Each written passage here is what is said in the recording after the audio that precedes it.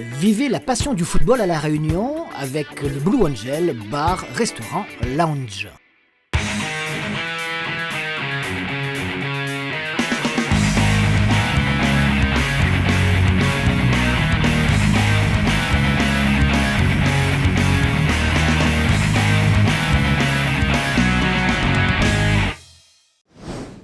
Bonjour, merci de votre présence dans cette nouvelle émission 97.4 Foot. Il sera question évidemment de football, mais pas que de football. Vous allez vous en apercevoir tout de suite, parce qu'on commence par les Jeux des îles de l'océan Indien qui vont se dérouler dans 10 mois à La Réunion. Et comme pour les grands Jeux olympiques, et même si les Jeux des îles, vous le savez, c'est à un modeste niveau régional, eh bien, ceux qui y participent, les athlètes, ils pensent même très fort et se préparent très assidûment. Alors, Neige, Lynn, Edmond et ses copines de la plaine Saint-Paul, par exemple, sont haltérophiles et elles ne visent qu'une chose en août 2015, la médaille d'or. Alexandre Gilles de 974 TV est parti à leur rencontre. On y va.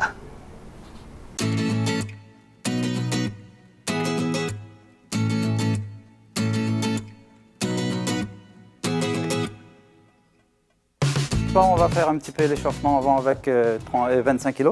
Après, on va commencer par l'arraché. Comme c'est le premier mouvement en épaulé, en arraché. Et après, on va entamer tout de suite l'épaulé jeté. On est à la plaine Saint-Paul. La plaine Saint-Paul, ça veut dire qu'on a un complexe sportif là. Elle vient de nous livrer justement. Tout le monde ici, toutes les filles surtout, on est en pleine préparation pour les Jeux des îles. Maintenant, c'est dans un an. Ouais, mais c'est dans un an, mais on va s'accrocher. Ici, c'est surtout des gros entraînements. Toutes les filles, on est à fond dedans. Et surtout qu'on a un bon coach. Et moi-même, je suis nouvelle dans ce club. Et je suis très heureuse d'être dans ce club en ce moment. Parce qu'il y a l'esprit d'équipe, la chaleur, comme on dit. Ouais.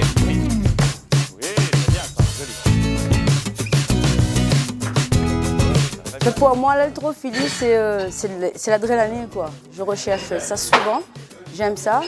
Et surtout, l'haltérophilie, c'est anti-stress, anti-tout, quoi. Si on a un petit souci, il faut venir faire l'haltérophilie, parce qu'avec l'haltérophilie, tout s'en va et tout s'envole. J'essaye de gérer, et puis voilà. Mais il y a les mamies, il y a les tatis qui sont derrière pour me soutenir, donc c'est pour ça que j'arrive à faire des entraînements. Mais sinon, c'était pas possible parce qu'en tant que maman de 3 enfants, c'est assez compliqué. Le conseil général nous aide pour les billets d'avion et les déplacements.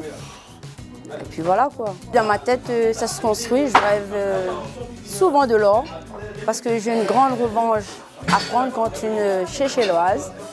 Alors je fais tout pour y arriver, quoi. Je vais pas décevoir mon île, quoi, la Réunion, non. Je vais m'approcher pour avoir l'or.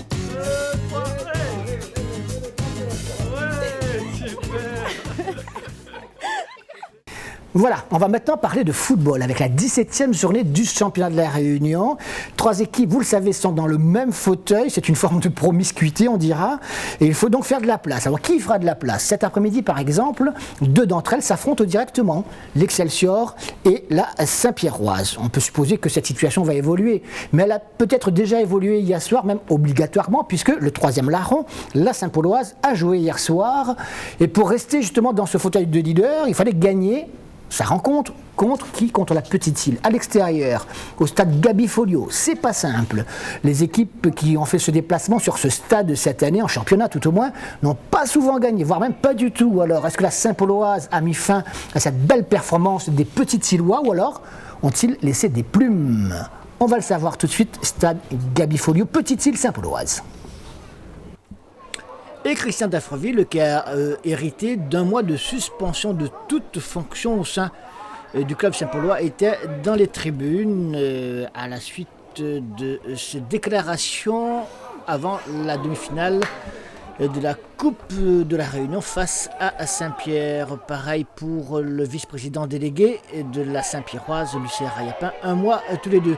Une Saint-Pauloise en rouge, vous l'avez vu, qui a été la première à se montrer dangereuse face aux gardiens de la Petite Île, mais la réaction petite-îloise sur cette reprise de Cédric Rep est violente, entre guillemets en tout cas. Heureusement que Mathieu Pelops était sur la trajectoire de cette belle reprise, donc un match qui est parti sur d'excellentes bases, car on est à peine à la 10e minute, et pourtant ce sont les Saint-Paulois qui vont finalement être les plus réalistes à la suite de ce contre rapidement mené. Sur le côté droit, il y a Babas qui centre sur la tête de Razolofo, libre de tout marquage, et c'est lui qui place la balle hors de portée du gardien petit-îlois pour l'ouverture du score. On va revoir ce très beau centre de Babas, l'attaquant en forme de cette équipe de la Saint-Pauloise, qui permet à son équipe de se mettre à l'abri, peut-être pas encore, mais en tout cas d'ouvrir le score, de prendre l'avantage. Un avantage, on le saura quelques 40-50 minutes après, décisif, puisque les deux équipes vont regagner les vestiaires sur ce score de 1-0, malgré que Cédric Rep, encore lui, oblige à nouveau Mathieu Pelops à s'allonger de tout son long pour détourner cette balle.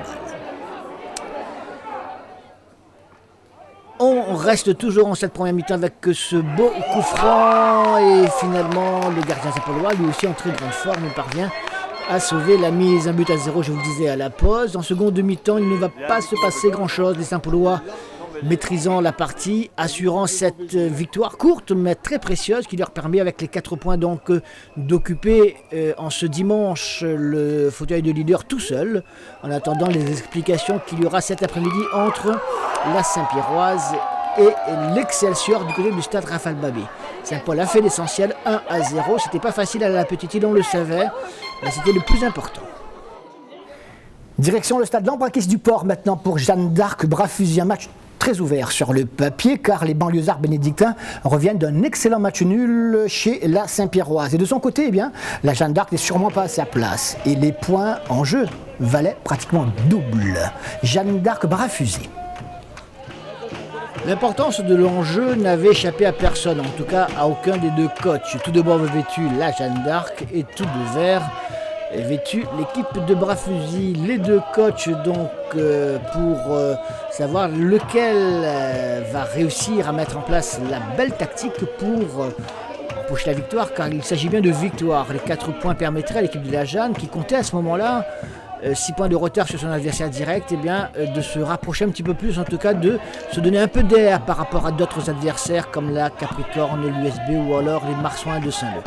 Et ce sont les Bénédictins qui jouent sur ce contre pour Loïc Bertil, alors que la sortie de Grégory Posé, il a tort de prendre des risques face au gaucher bénédictin qui rate totalement, c'est vrai, sa tentative de lob, mais ce n'est peut-être que partie remise. Et c'est vrai, ce n'est que partie remise, puisque l'équipe de Bras-Fusil, toujours aussi remarquablement organisée, avec toujours la même belle intention de marquer des buts. Loïc Bertil, encore lui côté gauche, va frapper, une frappe repoussée par Grégory Posé, mais reprise par Praxis au milieu d'un paquet de joueurs qui ne savent plus comment faire pour empêcher cette balle de franchir la ligne. Ils n'y parviendront pas, les joueurs portois, et c'est Praxis qui ouvre le score pour l'équipe de Bras-Fusil. Assez logiquement, on dira, car Bras-Fusil n'avait pas subi du tout cette rencontre, ce début de rencontre. Les Portois n'avaient pas encore eu le temps de mettre la machine en marche, et c'est Bras-Fusil donc qui est à l'œuvre. 1-0. Mais on le sait, la Jeanne d'Arc le sait également, il est important de ne pas lâcher le morceau comme cela. Il faut essayer de rapidement revenir au score. Eh bien, ils vont y parvenir, ces Portois, avec ce premier ballon joué en profondeur dans l'axe pour Asman, qui trouve un super relais, avec finalement un magnifique tir de Ricardo Alcaman qui va se loger dans la lucarne. Et des buts de Cédric Turpin, il a mis tout son poids, et Dieu sait s'il y a quelques kilos dans cette cuisse lorsque ça frappe. Il a tenté sa chance, dommage d'ailleurs qu'on n'ait pas vu plus souvent le faire dans d'autres matchs. Il a une grosse puissance, un gros volume, et bien là ça a marché. C'est vrai qu'il n'était pas attaqué, regardez, à peine le contrôle fait, boum, ça part, il est en bonne position, et il ne laisse aucune chance au gardien. Bénédictin, un but partout, donc les pendules sont remises à l'heure. Tout est à refaire à la pause pour les deux formations. En seconde mi-temps, l'équipe de Bras-Fusil est loin d'avoir dit son dernier mot, bien au contraire même, c'est elle qui met à nouveau à contribution le gardien Portois Grégory Posé. Petit changement, L'Épinay qui donc, après avoir beaucoup donné, c'est vrai qu'il a été longtemps blessé, donc il n'était pas en pleine possession de ses moyens physiques, mais il apporte beaucoup de volume également lui dans ce milieu de terrain. Et la Jeanne d'Arc va finalement bénéficier d'un penalty à la suite de cette faute, ou pas faute du reste, monsieur l'arbitre. En tout cas un tacle qui ne semble pas forcément irrégulier. Maintenant il y a eu un contact, alors l'arbitre a sifflé, il n'y a pas de problème. Et c'est Pamphile qui va se charger de transformer la sentence face au gardien de Bras-Fusil. 2-1 à ce moment-là. Le score ne va plus bouger, même si les Portois auraient pu. Ils ont enfin pu mettre le nez à la fenêtre avec cette reprise à nouveau de Pamphile. Aggraver le score, mais ça passe juste au-dessus de la transversale. Le but du gardien bénédictin. Victoire donc au final de la Jeanne d'Arc. Victoire importante qui soulage tout le groupe et notamment le coach Pascal Buteau, car ce n'était pas simple ces dernières semaines, il n'y avait pas de défaite vraiment, mais il n'y avait pas non plus de victoire. Et là, cette victoire devrait les relancer. À la grande satisfaction, vous l'imaginez, du COP Portois toujours aussi fidèle et manifeste comme d'habitude sa joie, ou pas quand il n'y en a pas aussi, avec Deschamps. Ça fait toujours plaisir dans un stade, dans des tribunes de football. C'est comme cela que l'on vit, et ça c'est pas mal du tout, faut-il le répéter encore. Je vous emmène maintenant à Saint-Benoît pour USB Marsouin de Saint-Leu. Et comme pour le match que l'on vient de voir, les équipes ont grand besoin de points. L'avantage du terrain alors a-t-il profité aux Bénédictins qui comptaient non plus sur leur duo d'entraîneurs, Robert Desbouillons, remplacé par Félix Chana. Alors ils comptaient sur quoi, me direz-vous? Bien sûr, le fameux choc psychologique, peut-être. En tout cas, un match très important pour les deux équipes, USB Marsouin de Saint-Leu, stade Jean-Lannes à Saint-Benoît. Patrice Certa, tout de rouge vêtu, le capitaine des Marsouins, Christopher Ferrer en bleu, blanc, rouge, le capitaine de l'USB, Jamal Bendouma, l'entraîneur des Marsouins de Saint-Leu, le nouvel entraîneur de l'équipe de l'USB, Félix Chana, qui a succédé aux deux coachs Robert et Desbouillons, je vous le disais, pour essayer en tout cas de donner une nouvelle impulsion à cette équipe de l'USB dans cette fin de championnat particulièrement compliquée. Essayer de prendre les points qu'il faut pour se sauver et conserver sa place parmi l'élite, chose qui ne sera pas simple. Mais enfin, face à l'équipe des Marsouins, l'USB aurait pu payer chèrement ses premières minutes de jeu avec cette première occasion qui oblige le gardien bénédictin, en l'occurrence Ludovic Grondin, à s'interposer. Puis là encore, il s'interpose sur sa ligne, sur cette magnifique reprise de l'équipe saint-leusienne. Et toujours 0-0. D'ailleurs, si vous ne connaissez pas encore le résultat, ne va pas garder plus longtemps le suspense. On en restera là, 0-0. Il n'y aura pas de but dans cette rencontre. Allez, match moyen. C'est vrai que l'USB a montré beaucoup de volonté tout de même pour attaquer le ballon, faire du pressing. Mais les occasions, vous le voyez, les plus franches sont à mettre tout de même à l'actif de l'équipe des Marsouins du Saint-Leu, avec ici Maoto qui tire juste à côté de la cage d'un Ludovic Grondin qui a été sans doute l'homme du match, le sauveur de cette formation, alors que l'USB sur ce contre aurait pu peut-être davantage inquiéter le gardien Patrick Payet. Il n'en sera rien. Très peu donc d'action offensive de la part de l'USB qui a montré, je vous le disais, beaucoup d'animation, beaucoup de volonté, mais ça n'a pas suffi. En face, le réalisme des Marsouins de Saint-Leu aurait pu payer, et Jamal Bendouma sait très bien que son équipe aurait pu repartir avec les 4 points de la victoire. On va revoir tout de même l'une des actions seconde mi-temps intéressantes pour l'équipe de l'USB, avec ce coup franc qui va obliger à nouveau le gardien saint-leusien à s'interposer magistralement. En tout cas, on en restera là, 0-0, partage des points entre l'USB et les Marsouins de Saint-Leu. On va faire un petit tour en deuxième division régionale, du côté de la possession, pour voir si l'incontestable leader de ce championnat de deuxième division régionale est toujours aussi solide. Les joueurs de Jean-Max Tréport recevaient le Co Saint-Pierre. C'est vrai que l'avance est confortable dans le classement, 9 points d'avance sur le SDFA, mais par principe et pour ne pas donc se faire peur, l'équipe de la possession, tout de rouge vêtu, avait décidé de ne rien lâcher. Eh bien, ils se font surprendre dès les premières minutes avec cette main dans la surface de réparation. Et un penalty sifflé face à Tony Derfla, il y a Marc Dorelas qui ouvre le score pour l'équipe du Co Saint-Pierre. On joue à peine quelques minutes donc, et c'est l'équipe visiteuse qui crée la petite sensation. Et on va voir justement quelle est la capacité à l'équipe de la possession de réagir. Pour l'instant, elle ne va pas réagir car ce sont toujours les Saint-Pierrois qui sont à l'attaque et qui vont se créer une deuxième occasion. Pour l'instant, la défense de la possession essaye de s'organiser au mieux. Elle n'y parvient pas et cette tête qui passe juste à côté apporte à nouveau le danger au sein de cette équipe de la possession qui va tout de même réagir. Ici, un ballon qui ne va pas finir comme il le faut. On n'arrive pas à le reprendre. Et finalement, sur ce coup franc, toujours en première mi-temps, face au gardien Fabrice Chassant, un coup franc de très loin, beauté. Sur la tête, non pas sur la tête, mais pour une reprise de Christopher Morel, qui était libre de tout marquage. C'est pas très bien joué, c'est vrai, de la part de la défense du Co Saint-Pierre qui l'a laissé donc entamer sa course croisée pour reprendre, ça a l'air facile, cette balle du plat du pied et permettre à son équipe donc d'égaliser un but partout. Les occasions possessionnelles seront dès lors un peu plus franches, avec ici donc une gardien de l'équipe saint-pierroise obligé d'intervenir. Et sur ce beau coup franc, très beau coup franc du Co Saint-Pierre, il faut toute la classe de Tony Derfla, le gardien de la possession, pour empêcher l'équipe visiteuse de reprendre l'avantage. Vous le voyez, ça part d'un camp à l'autre, on ne veut rien lâcher, pour l'instant rien n'est fait. Et nouvelle occasion, cette fois signée de Andy Permal pour l'équipe de la possession. Un ballon qui continue à être possessionné, mais finalement moins de danger. Et pour l'équipe du Co Saint-Pierre, un but partout, ce sera le score donc, vous l'avez compris, à la mi-temps. En cette seconde mi-temps, les Saint-Pierrois vont à nouveau tenter leur chance et à nouveau trouver un excellent gardien possessionné, comme quoi donc il y a eu de très très belles attaques de part et d'autre. Et puis Andy Permal qui va lui donc chercher une solution pour son partenaire. Le gardien Saint-Pierrois intervient à nouveau et Permal, regardez sur le côté droit, va être l'auteur malheureusement pour lui d'un geste totalement inadapté et qui va lui valoir le deuxième carton jaune et donc le carton rouge.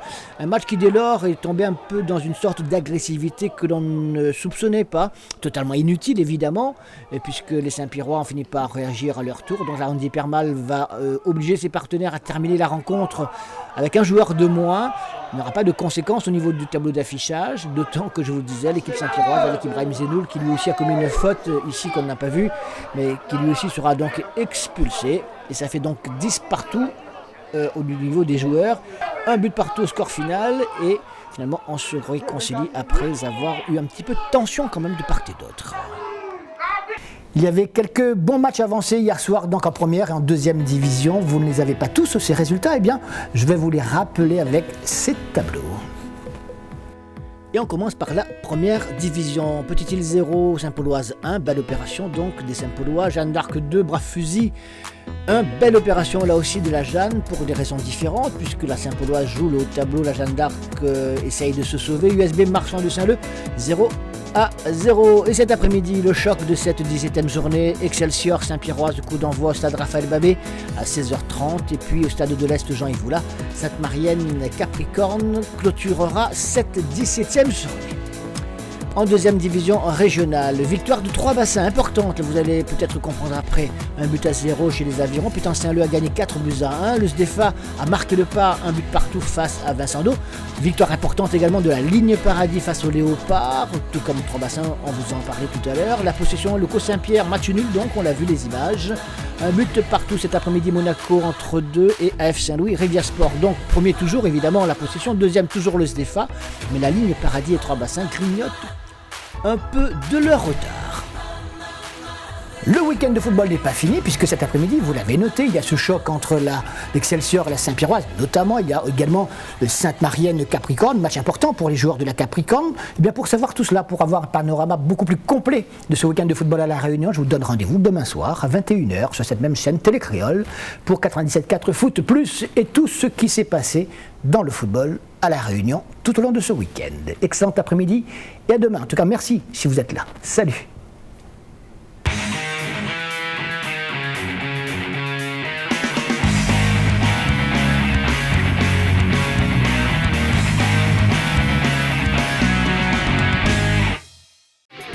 Vivez la passion du football à La Réunion avec le Blue Angel, bar, restaurant, lounge.